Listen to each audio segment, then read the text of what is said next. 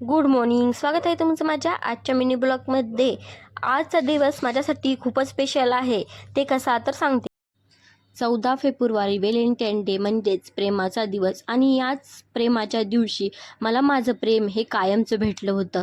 ते पण माझ्या मम्मी पप्पा, माझी फॅमिली, माझ्या बहिणी सगळ्यांच्या आशीर्वादाने आज आमचं लग्न झालं होतं.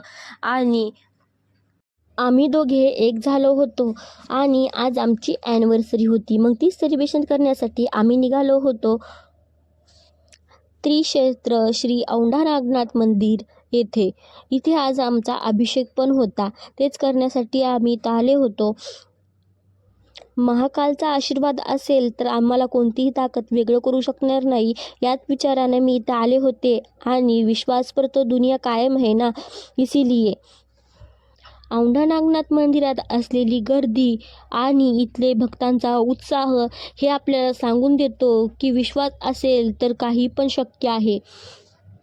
आमचा अभिषेक आणि दर्शन खूप चांगल्या पद्धतीने झालं होतं. त्यानंतर आम्ही भूक लागली म्हणून जेवायला हॉटेलमध्ये गेलो. आमच्यासोबत जानू पण होती.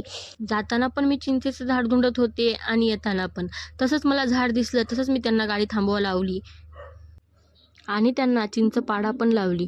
ते चिंच पाडत होते आणि जान्हवीन मी चिंचा जमा करत होतो. मला चिंच खायला खूप आवडते.